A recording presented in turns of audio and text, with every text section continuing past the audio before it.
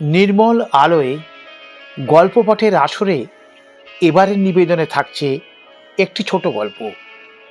গল্পটি সংগৃহীত হয়েছে ফেসবুক থেকে, অমিত কুমার মুখোপাধ্যায়ের খিচুড়ি নামক একটি গ্রুপ থেকে। গল্পটি খুবই মনোগ্রাহী। এই গল্পের সৌন্দর্য আপনাদের সাথে ভাগ করে নিতে ইচ্ছা হলো।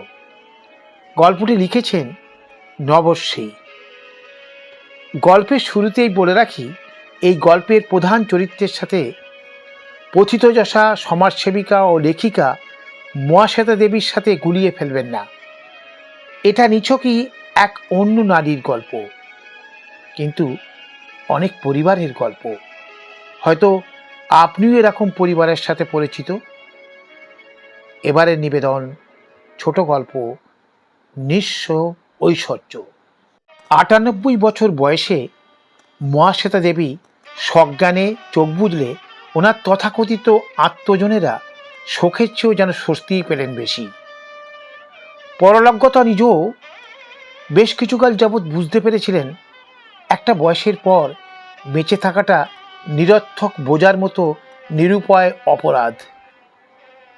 স্বামী অঘোরনাথের মৃত্যুর পর ৩ ছেলে, ১ মেয়ে, বড় বৌমা, এছাড়াও আশ্রিত পরিজন, বেশ কিছু পরিচারক পরিচারিকা নিয়ে বিশাল পরিবার এবং প্রভূত সম্পত্তি রক্ষা সমস্ত কিছু শক্ত হাতে সামলেছিলেন মহাশ্বেতা, সবার বৌরানী। বড় ছেলে ছাড়া বাকি সন্তানেরা তখন অপরিণতই। মৃতভাষিনী মহাশ্বেতা ছিলেন অপরূপা, ব্যক্তিত্ব সম্পন্না। পরম স্নেহ মমতা সহ কঠোর শাসনে ছেলে মেয়েদের বড় ও সুপ্রতিষ্ঠিত করেছেন। মেয়েকে সুযোগ্য পাত্রস্থ করেছেন যথাযথ মর্যাদায়। মৃত্যুর কিছুদিন আগে তিনি ছেলে মেয়েদের ডেকে পারিবারিক বন্ধু উকিলবাবুর সাহায্যে সবাইকে সমপরিমাণ অর্থ সম্পত্তি ভাগ করে দিয়েছেন। তার অবর্তমানে গৃহদেবতার সেবা এবং সমস্ত কর্মচারীদের মাসিক ভাতারও সুবন্দোবস্ত করে গেছেন। এমন সুব্যবস্থাতেও ছেলেমেয়েরা তৃপ্ত নয়, হেতু মহাশ্বেতার ঘরে পুরনো আমলের সিন্দুকটি, যা খোলার নম্বর ও চাবির হদিশ মহাশ্বেতা ছাড়া জানেন শুধু উকিলবাবু। মহাশ্বেতার প্রচুর গয়না সব বৌমা, মেয়ে, নাতি নাতনিদের মধ্যে সমবন্টন করে দিলেও সবার দৃঢ় বিশ্বাস তাদের প্রাপ্য আরও অনেক কিছুই আছে ওই সিন্দুকটিতে। উকিলবাবু জানিয়েছেন, বৌরানীর নির্দেশ অনুযায়ী নিয়ম ভঙ্গের পরদিন তার ঘরে সিন্দুকটি খোলা হবে। কটা দিন ছেলে মেয়েদের কাটল অধীর আগ্রহে, নানান জল্পনা কল্পনায় সিন্ধুকস্থিত সম্পত্তি নিয়ে। একটি বারও তাদের মায়ের কথা, তার অবদান, ভালোবাসা, সাহচর্যের স্মৃতিচারণ স্থান পায়নি তাদের আড্ডা, গল্প, আলোচনায়। সবার সুখ দুঃখে, যে কোনো বিপদে সমস্যায় আগলে রাখা সঙ্গে থাকা মানুষটিকে একটি বারের জন্য স্মরণ করে দুফোঁটা চোখের জল বা দীর্ঘশ্বাসটুকুও ফেলল না কেউ। বোধ করল না তার অভাব, কেবলমাত্র কর্মচারী ও পরিচারক পরিচারিকা ছাড়া। নির্দিষ্ট দিনে সবাই জমায়েত মহাশ্বেতা দেবীর ঘরে টান টান উত্তেজনায়। উকিলবাবু চাকা ঘুরিয়ে চাবি দিয়ে সিন্দুক খুললেন।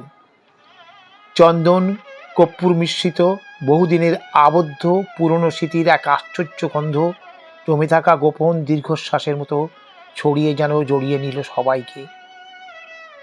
ঘিরে দাঁড়ানো সন্ততিরা ঝুঁকে পড়ল সিন্দুকের লুকানো সম্পদ দেখতে। উকিলবাবু বললেন সবাইকে জায়গায় বসতে। ভিতরের সমস্ত জিনিস বার করে উনি সবার সামনে রাখবেন। অগত্যা তাই বসল সবাই। এক এক করে বেরোতে লাগলো মহাশ্বেতার বহুকালের যত্নের আদরে আঁকলে রাখা সম্পদগুলি। বেশ কিছু ছোট্ট বাচ্চাদের জামা, প্যান্ট, হাতে বোনা সোয়েটার, ফ্রক, একটি পাটে পাটে ফেঁসে যাওয়া বেনারসি, একটি জোড়, একটি পাঞ্জাবি ও শাল, একটি সুন্দর কারুকাজের ভেলভেটের বটুয়া, যেটা দেখেই মেয়ে বৌমারা উৎসুক হয়ে উঠল বটে, কিন্তু তাদের ঔৎসুক্যে জল ঢেলে দিয়ে বেরুলো ঝুরঝুরে শুকনো, অধিকাংশই ঝরে যাওয়া দুটি ফুলের মালা। ছেলে মেয়েদের অবাক করে দিয়ে বেরুলো ওদের ছোটোবেলায় স্কুলে পড়াশোনায় বা খেলায় পাওয়া প্রাইজ, মেডেল, সার্টিফিকেট, যেগুলোর কথা ওরা মনেই রাখেনি। শেষে বেরুলো কিছু পাণ্ডুলিপি আর একটা খাতা। উকিলবাবু এতক্ষণ নীরবে ওনার কাজ করছিলেন। এবার সবার দিকে চেয়ে বললেন, সিন্ধুকের এই খাতাটির কথাই শুধুমাত্র বউরানী আমায় জানিয়ে বলেছিলেন আজ তোমাদের পড়ে শোনাতে। তোমাদের শোনার প্রয়োজন, হয়তো উপকৃতই হবে। সন্ততিরা এতক্ষণে নিরাশার চরম সীমায়, এখন আবার কি শুনতে হবে ধৈর্য ধরে ভেবেই ক্লান্ত হয়ে পড়ল যেন। তবু উকিলবাবুকে এখনো তাদের প্রয়োজন ভেবে বসে রইল শোনার জন্যে। উকিলবাবু পড়তে শুরু করলেন। আমার এই লেখা যখন তোমরা শুনবে তখন আমি তোমাদের থেকে অনেক দূরে। আজ তোমরা জানতে পারবে কিছু না জানা কথা। আমি তোমাদের মা হলেও তোমরা কেউই আমার গর্ভজাত সন্তান নও। তবে আমি তোমাদের আপন সন্তান ভিন্ন কখনো অন্য দৃষ্টিতে দেখিনি। তাই তোমরাও আজকের আগে কখনো জানতে বা বুঝতে পারোনি যে আমি তোমাদের গর্ভধারিণী নই। তোমাদের বাবা যখন আমাকে বিয়ে করেন তখন তোমরা একেবারে অবোধ শিশু। তোমাদের বড় দাদা তখন মাত্র 4.5 বছরের, আর তোমাদের ছোট বোন 5 মাসের। মেয়ের জন্য এমন ভরে করে বিয়ে আমার দরিদ্র বাবা মার কাছে চরম প্রাপ্তি। আমাদের সমাজে বিশেষত তখনকার দিনে পাত্রীর মতামত কেউ জানতেও চাইতো না। বিয়ে হয়ে এসে এ বাড়িতে শ্বশুর শাশুড়ির ছবি দেখলো, তোমাদের মায়ের কোনো ছবি দেখিনি কখনো। ওনাকে জিজ্ঞাসা করাতে উনি বলেছিলেন উনি সব চিহ্ন পুড়িয়ে ফেলেছেন, আর ভবিষ্যতে এই প্রসঙ্গ যেন আমি না তুলি। পরে জেনেছিলাম তোমাদের গর্ভধারিণী তোমাদের বোনের জন্মের 2 মাসের মাথায় গৃহত্যাগ করেছিলেন অন্য কারোর সাথে। শুরু হলো আমার নতুন জীবন। ক্রমে বুঝেছিলাম আমায় আমার স্বামী এ সংসারে এনেছিলেন মূলত তোমাদের মায়ের অভাব পূর্ণ করতে ও ওনার সংসারের প্রয়োজনের কারণে। পুতুলের মতো তোমাদের পেয়ে আমার আক্ষেপ অনেক অংশে লাঘব হলেও নারীর বিবাহিত জীবনের ভালোবাসা বিনিময়ে যে অনাখ্যাতা স্বপ্ন থাকে তা চির অপূর্ণই রয়ে গেল। আজ তোমরাও বড় হয়েছ, আমিও তোমাদের ধরা ছোঁয়ার বাইরে। তাই স্বপ্ন হলো কিছু কথা তোমাদের জানা দরকার মনে করেই এই লেখা। এই বাড়িতে আসার পর তোমাদের মা ডাকে আমার প্রাণ মন ভরে গেল। 4 বার আপন ভুন্নাস করতে আমি বাধ্য হয়েছিলাম। দেহ মনে আমার সেই যন্ত্রণা বর্ণনাতীত। নিজের সন্তান হলে যদি তোমাদের অযত্ন করি, তাই আমার সন্তান ধারণ নিষিদ্ধ ছিল। পড়াশোনায় আগ্রহ আমার চিরকালের। একটু আধটু আপন মনে লিখতে ভালোবাসতাম, ওটুকুই আমার মুক্ত আকাশ।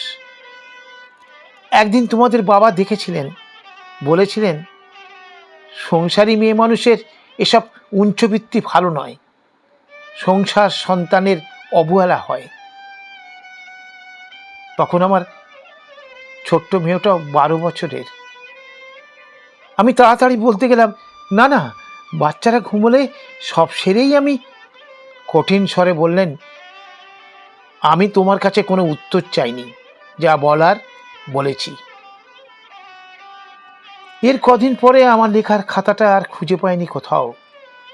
অভিমানে, দুঃখে, রাগে লিখিনি কিছুদিন। তারপর আবার একটা খাতা আনিয়ে লিখতে শুরু করলাম। একদিন আমার এক একলা নির্জন দুপুরে লুকিয়ে রাখা সঙ্গী খাতাটাকে আর পেলাম না। তার বদলে পেলাম স্টোররুমের মাটিতে আমার আবেগ পোড়া খানিকটা ছাই। তাও লিখতাম আমিও আবার, লুকিয়ে লুকিয়ে। কেন তা সত্যিই জানি না, অনেক না জানার মতো।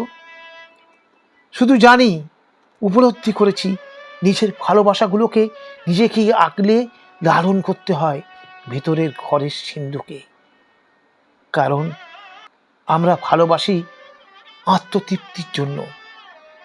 কেউ মূল্য দিক না দিক, ভালোবাসাটা রয়েই যায় একান্ত গোপনে, হয়তো কখনো আপন অগোচরেই, অন্য নামে, ছদ্মবেশে। যেমন আমায় তিনি ব্যবহার্য প্রয়োজনীয় সামগ্রী মনে করলো, আমি তো তাকে ভালোবেসেছিলাম। তিনি কি কণামাত্র বাসেননি? তবে এমন দাবি অধিকারবোধ কোথা থেকে এলো? ভালো না বাসলে অভিমানের মতো দাবি বা অধিকারবোধ জন্মায় কি?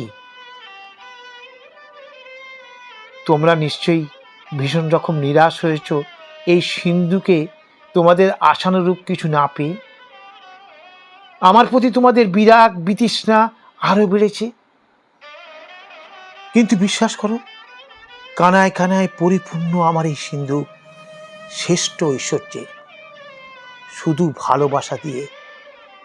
ওই যে দেখছো ছোট্ট ছোট্ট জামা সোয়েটারগুলো, ওগুলো তোমাদের।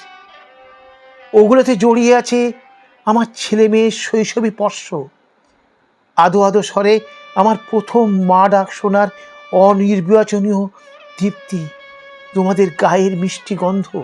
তোমাদের বড় হয়ে ওঠা স্বাভাবিক নিয়মেই বদলে দিয়েছে তোমাদের, আমার থেকে দূরে নিয়ে গেছে তোমাদের এক এক করে। কিন্তু আমি আগলে রেখেছি এভাবেই আমার সন্ততিদের সান্নিধ্যটুকু। আমায় তোমাদের সেদিনগুলোতে ভালোবেসে আঁকড়ে থাকাটুকু তো নিখাত ছিল বলো। তোমরা স্কুলে ভর্তি হলে, পড়াশোনায়, খেলায় ভালো রেজাল্ট করে যখন প্রাইজ মেডেল নিয়ে ফিরতে, ছুটে এসে আমায় দেখাতে, আমার ভেতরটা ভরে উঠত গর্বে। মনে হতো কোনো ফাঁকি তো নেই আমার জীবনে। কাল প্রবাহে ওসব তোমাদের কাছে মূল্যহীন হয়ে গেল, আমার কাছে এসব চির অমূল্য।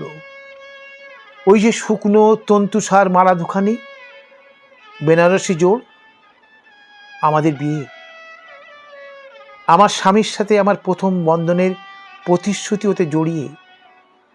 জানি না ওতে দাতার ভালোবাসা কতখানি ছিল, তবে গহিতার প্রেমাবেশে ফাঁকি ছিল না কোনো।